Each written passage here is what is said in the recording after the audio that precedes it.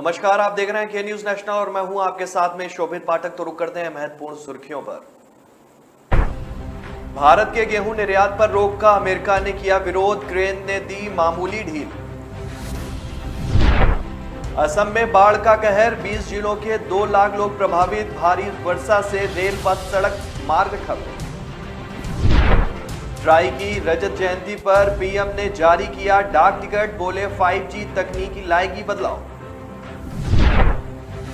गृह मंत्री अमित शाह ने उच्च स्तरीय बैठक की है, अमरनाथ यात्रा की सुरक्षा तैयारियों की समीक्षा की। और शिमला में मनीष सिसोदिया बोले, हिमाचल में भाजपा ने शिक्षा का बेड़ा गर्क किया, जनता से मांगे 5 साल। घरेलू बाजार में कीमतें बढ़ने के कारण भारत द्वारा गेहूं निर्यात पर लगाई गई पाबंदी का अमेरिका ने विरोध किया है। संयुक्त राष्ट्र में अमेरिकी राजदूत लिंडा थॉमस ग्रीनफील्ड ने आशंका जताई है कि भारत के कदम से विश्व में खाद्य संकट बढ़ सकता है। इस बीच भारत सरकार ने आज गेहूं के निर्यात पर पाबंदी के आदेश में मामूली ढील दे दी है।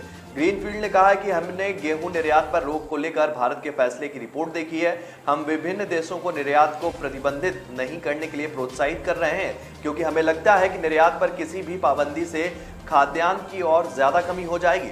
भारत के साथ संयुक्त राष्ट्र सुरक्षा परिषद में इस पर विचार होगा। उम्मीद है कि भारत रोक हटाने पर पुनर्विचार करेगा। अमेरिकी राजदूत ने कहा कि भारत सुरक्षा परिषद की हमारे द्वारा बुलाई गई बैठक में शामिल होगा और हमें उम्मीद है कि वह अन्य देशों द्वारा जताई जा रही चिंता को देखते हुए अपने फैसले पर फिर से विचार करेगा।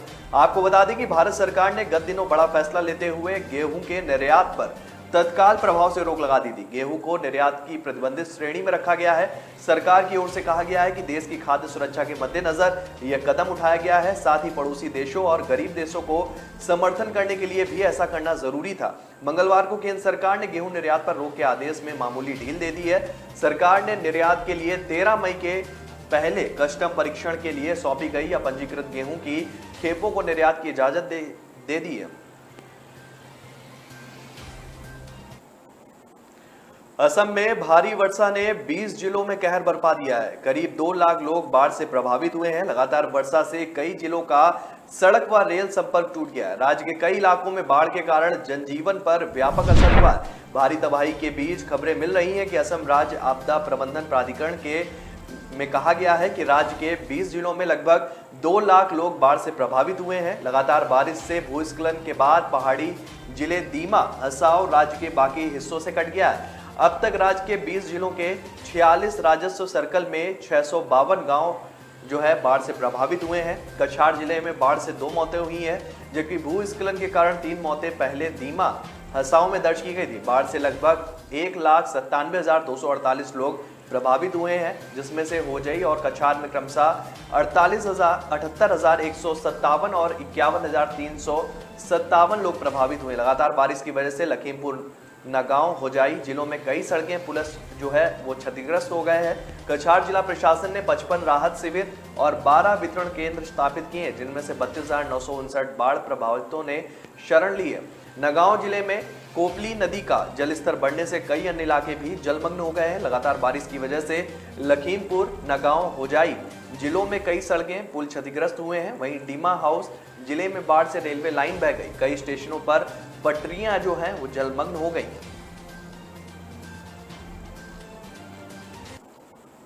भारतीय दूरसंचार नियामक प्राधिकरण इस साल अपनी स्थापना की रजत जयंती मना रहा है। रजत जयंती समारोह का पीएम मोदी ने आज शुभारंभ किया।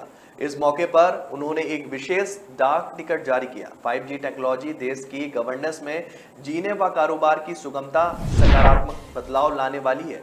5G के रूप में 2 देशों का अपना 5G स्टैंडर्ड बनाया है, वो देश के लिए बहुत गर्व की बात है। ये देश के गांव में 5G टेक्नोलॉजी पहुंचाने में बड़ी भूमिका निभाएगा। इससे खेती, स्वास्थ्य, शिक्षा, इंफ्रास्ट्रक्चर और लॉजिस्टिक हर सेक्टर में ग्रोथ को बल मिलेगा। इससे सुविधा भी बढ़ेगी और रोजगार के भी अनेक अवसर बनेंगे। कार्यक्रम को संबोधित करते हुए पीएम मोदी ने कहा कि यह सुखद सहयोग है कि भारतीय दूरसंचार नियामक प्राधिकरण ने 25 वर्ष पूरे किए हैं। देश आजादी के अमृतकाल में अगले 25 वर्ष के रोड मैप पर काम कर रहा है।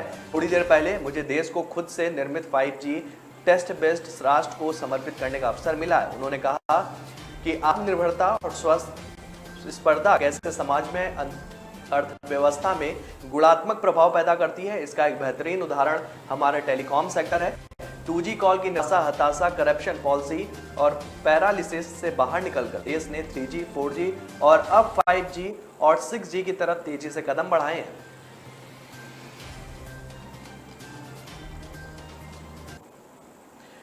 केंद्रीय गृह मंत्री अमित शाह ने आज गृह मंत्रालय में श्री अमरनाथ यात्रा की सुरक्षा तैयारियों को लेकर उच्च स्तरीय बैठक की। इस दौरान उन्होंने अधिकारियों से बाबा बर्फानी की यात्रा को लेकर की जा रही तैयारियों की जानकारी भी ली और उन्हें जरूरी निर्देश भी दिए। श्री अमरनाथ यात्रा इस बार 30 जून से शुरू होने जा रही है।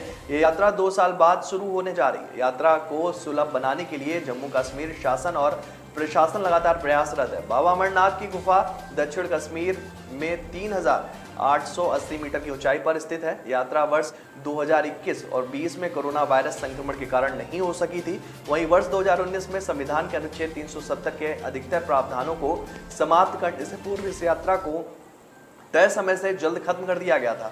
इस साल रिकॉर्ड यात्रियों की आमद को देखते हुए सुरक्षा के साथ स्वास्थ्य प्रबंध भी मजबूत बनाए जा रहे हैं। शिव भक्तों की सेहत को दुरुस्त बनाए रखने के लिए यात्रा रूट पर पर्याप्त चिकित्सा स्टाफ के साथ 800 डॉक्टरों को तैनात किया गया। इसके साथ ही यात्रा मार्ग पर राष्ट्रीय राजमार्ग से सटे चिकित्सा केंद्रों का विस्तार करने के साथ श्रम शक्ति को बढ़ाया जा रहा है। दिल्ली के उप मुख्यमंत्री मनीष सिसोदिया ने आज सुबह शिमला पहुंचे और दौरान कार्यकर्ताओं से उनका जोरदार स्वागत हुआ है। मनीष सिसोदिया ने शिमला स्थित एक निजी होटल में हिमाचल की शिक्षा व्यवस्था और स्कूल को लेकर अभिभावकों, शिक्षाविदों की ओर से पूछे गए सवालों का जवाब भी दिया। मनीष ने Arvind Kejriwal model of governance की चर्चा भी की। उन्होंने कहा कि हिमाचल में भाजपा ने शिक्षा का बेड़ा गर्क कर दिया। यह आपके और हमारे बच्चों के भविष्य से खिलवाड़ है। हिमाचल में सरकारी स्कूलों को लगातार बंद करवाया जा रहा है और प्राइवेट को बढ़ावा दिया जा रहा है। इसलिए कहा जाता है कि यदि किसी समाज को बर्बाद करना है तो स्कूल बंद कर दो। दिल्ली में 5 साल के भीतर सरकारी स्कूल प्राइवेट से अच्छे हो गए हैं। दिल्ली देश का एकमात्र राज्य है जहां 7 साल में कुल बजट 25% शिक्षा पर खर्च किया जा रहा है। दिल्ली के सरकारी स्कूल निजी स्कूलों को टक्कर दे रहे हैं। उन्होंने आंकड़ा देते हुए हिमाचल में भाजपा सरकार ने 5 सालों में सैकड़ों स्कूलों को बंद कर दिया। साल 2015 में 10 लाख बच्चे सरकारी स्कूलों में पढ़ते थे और आज सिर्फ 8 लाख बच्चे हैं। 2000 बच्चों ने स्कूल के एक शिक्षक के साथ में स्कूल शिफ्ट कर दिए। उन्होंने कहा कि आम आदमी पार्टी को मौका देने पर हम स्कूल की जो व्यवस्था को है वो मजबूत करेंगे। उन्होंने कहा कि 5 साल के भीतर सरकारी स्कूलों की तस्वीर प्राइवेट से बेहतर नहीं हुई तो अगली बार हमको वोट मत देना। उन्होंने कहा कि हमें पूरी उम्मीद है कि इस बार जनता शिक्षा के मुद्दे पर वोट हम ही को देगी।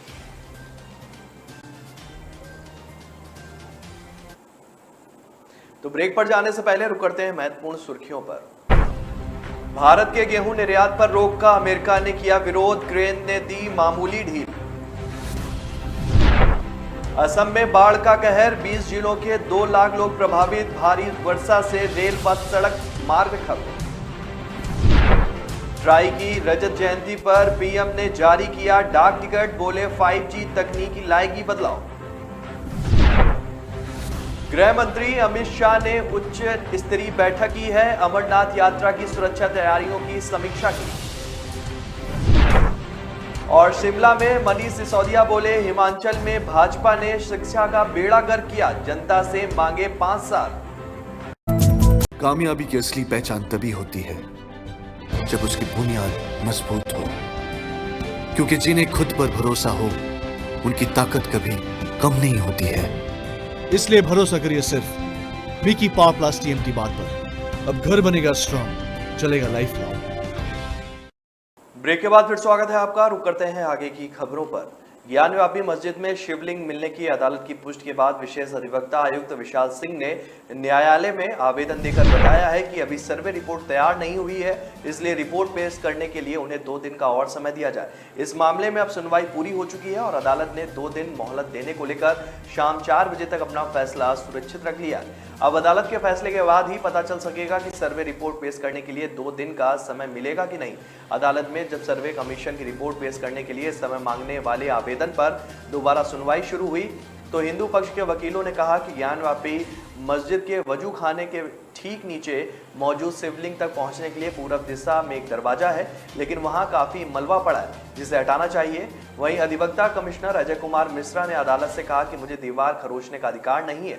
साथ ही उन्होंने एक वीडियोग्राफी करने वाले शख्स द्वारा मीडिया से बात करने और मामले के दोनों पक्षकारों द्वारा मीडिया में बयान दिए जाने पर भी आपत्ति जताई।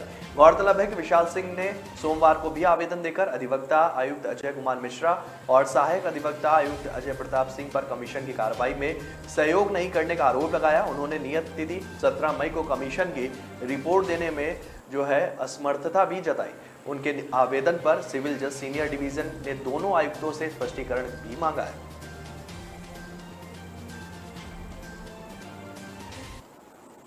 क्षेत्रीय दलों पर कांग्रेस नेता राहुल गांधी की हालिया टिप्पणियों को लेकर कई पार्टियों ने उनकी इस टिप्पणी पर आलोचना की है। इस बीच राजद ने उनसे भाजपा के खिलाफ क्षेत्रीय दलों की मजबूती से लड़ने के हालिया इतिहास को देखने को कहा है। राजद ने कहा कि कांग्रेस नेता के दावे अजीब हैं और ये उनकी खुद की पार्टी के रुख से मेल नहीं खाते। राजद प्रवक्ता मनोज कुमार झा ने कहा कि क्षेत्रीय दल भाजपा के खिलाफ लड़ाई में लोकसभा में बड़ी संख्या में सीटों के साथ मजबूत स्थिति में है और कांग्रेस को लोकसभा की 543 सीटों में से 320 में से अधिक पर क्षेत्रीय दलों के सदस्यों को देखते हुए उन्हें ड्राइविंग सीट पर रहने देना चाहिए और खुद सहयात्री बन जाना चाहिए। उन्होंने कहा कि राजद नेता तेजस्वी यादव ने भी यह बात कही है। इस बीच तृणमूल कांग्रेस ने भी राहुल गांधी पर पलटवार किया है। तृणमूल ने अपने मुखपत्र जागो बांग्ला के संपादकीय में जवाब देते हुए कहा कि कांग्रेस भाजपा की असली विरोधी है। लोग अब इस बात पर यकीन नहीं करते। लोगों ने अपने अनुभव से जाना है कि विरोधी चेहरा अब ममता बनर्जी है। भाजपा भी इस बाबत को समझ रही है और उनके निशाने पर तृणमूल रहती है। इससे पहले राहुल ने राजस्थान के उदयपुर में आयोजित कांग्रेस के चिंतन शिविर में अपने संबोधन में दावा किया कि क्षेत्रीय दल भारतीय जनता पार्टी और राष्ट्रीय स्वयंसेवक संघ से नहीं लड़ सकते क्योंकि उनके पास विचारधारा का अभाव है। उन्होंने कहा था कि कांग्रेस यह लड़ाई लड़ सकती है। स्वदेशी युद्धपोत निर्माण के क्षेत्र में भारत के लिए आज एक ऐतिहासिक दिन है। दरअसल आज मुंबई के मझगांव डॉकयार्ड में 2 स्वदेशी युद्धपोत जो है वो लॉन्च किए गए और इसे खुद रक्षा मंत्री राजनाथ सिंह ने हरी झंडी दी। भारतीय वायुसेना युद्धपोत INS सूरत और INS उदयगिरी के जरिए पूरी दुनिया को अपनी समुद्री ताकत दिखाएगी। दोनों ही युद्धपोतों की डिजाइन नौसेना के नेवल डिजाइन निदेशालय ने तैयार की है। फ्रंट लाइन युद्धपोत सूरत और उदयगिरी अगली पीढ़ी के स्टील्थ गाइडेड मिसाइल विध्वंसक हैं। INS सूरत प्रोजेक्ट 15वां B का चौथा युद्धपोत और प्रोजेक्ट 15A यानी कि कोलकाता क्लास डेस्ट्रॉयर युद्धपोत के मुकाबले एक बड़ा मेकओवर है। युद्धपोत सूरत को ब्लॉक निर्माण पद्धति का उपयोग करके बनाया गया है और इसका नाम गुजरात की वाणिज्यिक राजधानी सूरत के नाम पर रखा गया है। सूरत को मुंबई के बाद पश्चिमी भारत का दूसरा सबसे बड़ा कॉमर्शियल हब माना जाता है। युद्धपोत उदयगिरी, जिसका नाम आंध्र प्रदेश में पर्वत श्रृंखलाओं के नाम पर रखा गया है, प्रोजेक्ट 17A फ्रिगेट्स के तहत तीरसा जहाज है। यह उन्नत हथियारों से लैस है, प्लेटफॉर्म मैनेजमेंट सिस्टम से भी लैस है।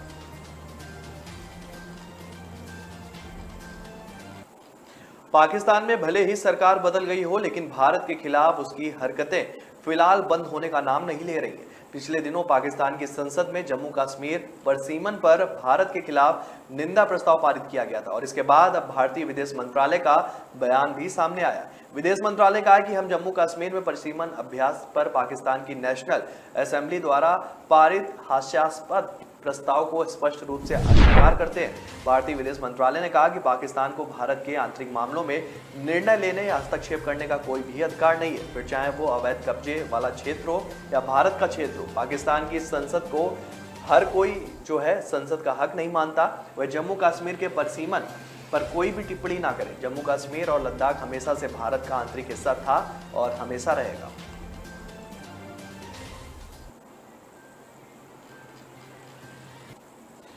उत्तराखंड की सियासत गरमाने वाली फटी जींस का जिन्न एक बार फिर से बोतल से बाहर निकल आया। पूर्व मुख्यमंत्री व गढ़वाल सांसद तीरथ सिंह रावत ने कार्यक्रम में अपने जींस वाले बयान को सही बताया। उन्होंने कहा कि वह जींस पहनने के खिलाफ नहीं है, लेकिन फटी जींस हमारी संस्कृति का घोतक नहीं है। फटा कपड़ा पहनना हमारी संस्कृति में अशुभ माना जाता है। उनके बयान की आलोचना करने पर उन्होंने अपने विरोधियों को चुनौती दी कि यदि वे फटी जींस के इतने समर्थक हैं तो राजनीतिक व अन्य समारोह में फटी जींस पहनकर आए। तीरथ दावा करते हैं कि उनके इस बयान के बाद सैकड़ों युवाओं ने फटी जींस पहनना छोड़ दिया था। उन्होंने कहा कि विदेशी लोग हमारी संस्कृति को अपना रहे हैं और हम विदेशी संस्कृति का अंधा अनुसरण कर रहे हैं। उन्होंने कहा कि आज यदि जीन्स फटी भी नहीं है तो घर में आकर नौजवान उस पर कैंची चला लेता है। मेरा जीन्स का बिल्कुल विरोध नहीं है, लेकिन शरीर ढकना हमारी संस्कृति में है। फटा कपड़ा पहनना तो हमारी संस्कृति का घोतक ही नहीं है। वहीं फटी जींस पर पूर्व मुख्यमंत्री के बयान को प्रदेश कांग्रेस ने संकीर्ण और संकुचित मानसिकता करार दिया है। पार्टी की गढ़वाल मंडल की मीडिया प्रभारी गरिमा दसवानी ने कहा कि एक बार विवादों में फंसने के बाद भी तीरथ सिंह रावत अपने पद की गरिमा नहीं रख पा रहे। गरिमा ने कहा कि तीरथ रावत का यह बयान फटी जींस बड़े बाप की औलाद होने का एहसास दिलाती है, उनको नासमझ दर्शाता है। उन्होंने तीरथ सिंह रावत से अपने बयान को लेकर सार्वजनिक रूप से माफी मांगने की भी मांग की है। तो ब्रेक पर जाने से पहले रुक करते हैं महत्वपूर्ण सुर्खियों पर। भारत के गेहूं निर्यात पर रोक का अमेरिका ने किया विरोध, क्रेन ने दी मामूली ढील। असम में बाढ़ का कहर, 20 जिलों के 2 लाख लोग प्रभावित, भारी वर्षा से रेल पथ सड़क मार्ग ठप। ट्राई की रजत जयंती पर पीएम ने जारी किया डाक टिकट, बोले 5G तकनीकी लाएगी बदलाव। गृह मंत्री अमित शाह ने उच्च स्तरीय बैठक की है, अमरनाथ यात्रा की सुरक्षा तैयारियों की समीक्षा की। और शिमला में मनीष सिसोदिया बोले, हिमाचल में भाजपा ने शिक्षा का बेड़ा गर्क किया, जनता से मांगे 5 साल। लोग मुझे कभी बहुत अच्छा समझते हैं, कभी बहुत बुरा। How insensitive. भगवान जैसे है हमारे लिए। एनी टेस्ट जरूरी है क्या? जान बचाई है मेरे बेटे की। ठीक से देखा ही नहीं, सिर्फ 2 मिनट। लोगों की बातों का असर मैं अपने काम पे नहीं पड़ने देता। मैं जो करता हूं वो अपने पेशेंस के लिए करता हूं। अगर मेरे पास सिर्फ 2 मिनट है तो शायद इसलिए क्योंकि कोई और क्रिटिकल है। अगर मैं 1 से ज्यादा टेस्ट करवा रहा हूं वो इसलिए क्योंकि मेरे ट्रीटमेंट में डाउट की जगह नहीं। अगर मैं स्ट्रिक्ट या इंसेंसिटिव हूं वो इसलिए क्योंकि आपकी हेल्थ सबसे इंपॉर्टेंट है। तो लोग मुझे चाहे अच्छा समझे या बुरा, मैं उनसे कहता हूं थैंक यू, क्योंकि वो मुझे रोकते नहीं बल्कि याद दिलाते हैं कि मुझे मेरे पेशेंट्स के लिए क्या करना है।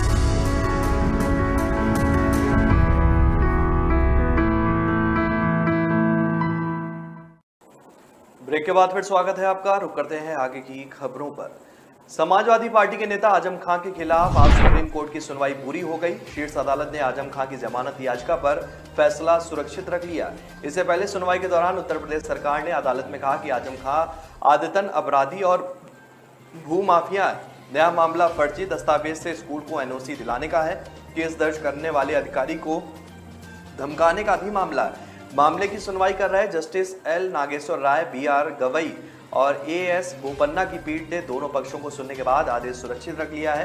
दरअसल पिछले हफ्ते आजम खान की जमानत याचिका पर सुनवाई करते हुए सुप्रीम कोर्ट ने टिप्पणी की थी कि आजम खान को बेल मिलते ही नया केस दर्ज हो जाता है। आजम खान की ओर से पेश वरिष्ठ अधिवक्ता कपिल सिब्बल ने अदालत से कहा कि उनका स्कूल से कोई भी लेना देना नहीं है क्योंकि वह इसे नहीं चला रहे हैं। इससे पहले सुप्रीम कोर्ट ने पहले आजम खान की जमानत याचिका पर इलाहाबाद हाई कोर्ट द्वारा फैसला सुनाने में लंबे समय तक देरी पर नाराजगी व्यक्त की थी और इसे न्याय का उपहास कहा था। इलाहाबाद उच्च न्यायालय ने पिछले सप्ताह समाजवादी पार्टी नेता आजम खान को जमीन पर गलत तरीके से कब्जा करने के एक मामले में अंतरिम जमानत दे दी थी।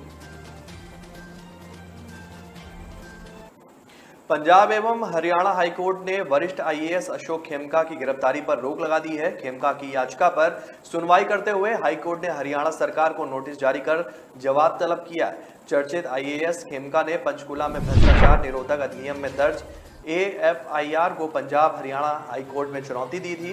खेमका के खिलाफ भ्रष्टाचार के आरोपों में पंचकुला के सेक्टर 5 थाने में AFIR दर्ज की गई थी। हरियाणा वेयर हाउस कॉरपोरेशन में मैनेजमेंट के पद पर हुए भर्ती में घोटाले के बाद उजागर हुई। इस मामले में कॉरपोरेशन के MD संजीव वर्मा ने पंचकुला पुलिस को शिकायत दी थी। शिकायत को आधार बनाते हुए पंचकुला पुलिस ने भ्रष्टाचार निरोधक अधिनियम में केस दर्ज किया था और इस मामले में खेमका का नाम सामने आया था क्योंकि भर्ती के समय अशोक खेमका एमडी थे और इस मामले में एफआईआर को रद्द करने की अपील करते हुए खेमका ने हाई कोर्ट की शरण ली थी। पुलिस द्वारा जबरन तलाशी के मामले में भाजपा नेता शुभेंदु अधिकारी हाईकोर्ट पहुंच गए हैं। भाजपा नेता की ओर से कलकत्ता हाईकोर्ट में एक याचिका दायर की गई है और इसमें उन्होंने दावा किया है कि पिछले सप्ताह पुलिस द्वारा उनके नंदीग्राम कार्यालय की बिना वारंट तलाशी ली गई थी और इससे पहले पश्चिम बंगाल के राज्यपाल जगदीप धनखड़ ने भाजपा नेता शुभेंदु अधिकारी कार्यालय में कथित तौर पर पुलिस के जबरन घुसने मामले में राज्य के मुख्य सचिव एचके द्विवेदी से तत्काल रिपोर्ट तलब की है। राज्यपाल ने कहा है कि एक विधायक कार्यालय पर इस तरह की कार्रवाई गहरी चिंता का विषय है। उन्होंने ट्वीट किया था कि पश्चिम बंगाल विधानसभा में नेता प्रतिपक्ष अधिकारी से मिली चिंताजनक जानकारी के मामले में मुख्य सचिव से तत्काल एक रिपोर्ट तलब की गई है जिसमें नंदीग्राम स्थित उनके विधायक कार्यालय पर पुलिस द्वारा हमला किया गया। अपने दावे के समर्थन में भाजपा नेता ने तीनों वीडियो साझा किए थे। उन्होंने कहा था कि बिना किसी पूर्व सूचना के, बिना कोई तलाशी वारंट दिखाए और बिना मजिस्ट्रेट की उपस्थिति के पश्चिम बंगाल पुलिस ने बलपूर्वक नंदीग्राम स्थित मेरे कार्यालय में प्रवेश किया। उन्होंने आरोप लगाया कि यह ममता बनर्जी सरकार की घटिया और क्रूर हरकत है। यह नेता प्रतिपक्ष के खिलाफ साजिश है। देश की जनता को महंगाई के मोर्चे पर एक के बाद एक बड़े झटके लग रहे हैं। सरकार की तमाम कोशिशें बढ़ती महंगाई को काबू करने में नाकाम साबित हो रही हैं। बीते दिनों खुदरा मुद्रास्फीति 8 साल के उच्चतम स्तर पर पहुंच गई।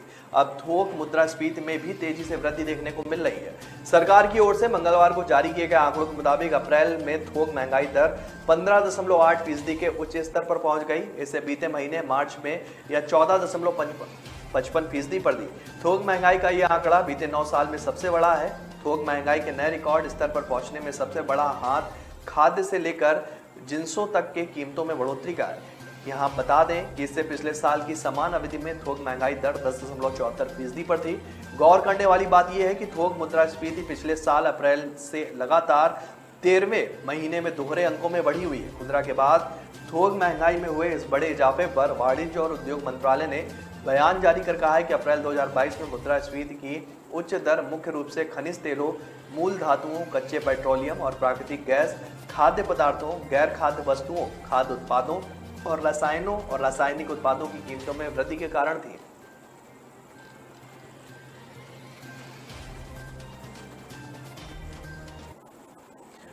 बढ़ते वैश्विक तापमान के कारण जलवायु परिवर्तन का असर अब चरम मौसमी घटनाओं के रूप में दिखने लगा है। भारत में एक तरफ उत्तर भारत में लू कहर ढा रही है तो दक्षिण और पूर्वोत्तर को भारी बारिश का सामना करना पड़ रहा है। वैज्ञानिकों ने चेताया है कि बदलती जलवायु से हालात बद से बदतर ही होने जा रहे हैं। अब देश में लू से होने वाली मौतों की संख्या भी बढ़ गई है। अब ज्यादा लंबे समय तक लू का सामना करना पड़ेगा तो ठंड के दिन कम होते जाएंगे। पर्यावरण जलवायु वैज्ञानिक शकील अहमद रोमांशु के मुताबिक देश में तापमान वृद्धि दक्षिण एशिया में ग्लोबल वार्मिंग का नतीजा है। मौसम का बार बार चरम पर पहुंचना जलवायु परिवर्तन का एक बड़ा संकेत है। इस साल मार्च भारत में 122 साल में सबसे गर्म मार्च का महीना रहा। इस दौरान देश भर में तापमान ऊपर था और लू चलने लगी थी। अप्रैल में भी तापमान में रिकॉर्ड बढ़ोतरी जारी है। जलवायु परिवर्तन पर अंतर सरकारी पैनल की बीते साल की रिपोर्ट ये चेता चुकी है कि बढ़ते तापमान के कारण हमें अधिक लू और लंबे गर्म दिनों का सामना करना पड़ेगा। तो ठंड के जो दिन है वो दिन ब दिन घटते रहेंगे। वैज्ञानिकों ने कहा कहना है कि लू की अवधि इसी तरह बढ़ती रही तो इसका हमारे क्षेत्र में भोजन, पानी और ऊर्जा सुरक्षा पर खतरनाक असर पड़ेगा। कम हरियाली और कंक्रीट निर्माण के कारण जलवायु परिवर्तन शहरों में ज्यादा मुखर हुआ है। तो फिलहाल इस बुलेटिन में मेरे साथ इतना ही। आगे की खबरों के लिए बने रहिए के न्यूज नेशनल के साथ। तब तक के लिए नमस्कार। भारत के गेहूं निर्यात पर रोक का अमेरिका ने किया विरोध, क्रेन ने दी मामूली ढील। असम में बाढ़ का कहर, 20 जिलों के 2 लाख लोग प्रभावित, भारी वर्षा से रेल, बस, सड़क मार्ग ठप। ट्राई की रजत जयंती पर पीएम ने जारी किया डाक टिकट, बोले 5G तकनीकी लाएगी बदलाव। गृह मंत्री अमित शाह ने उच्च स्तरीय बैठक की है, अमरनाथ यात्रा की सुरक्षा तैयारियों की समीक्षा की। और शिमला में मनीष सिसोदिया बोले, हिमाचल में भाजपा ने शिक्षा का बेड़ा गर्क किया, जनता से मांगे 5 साल।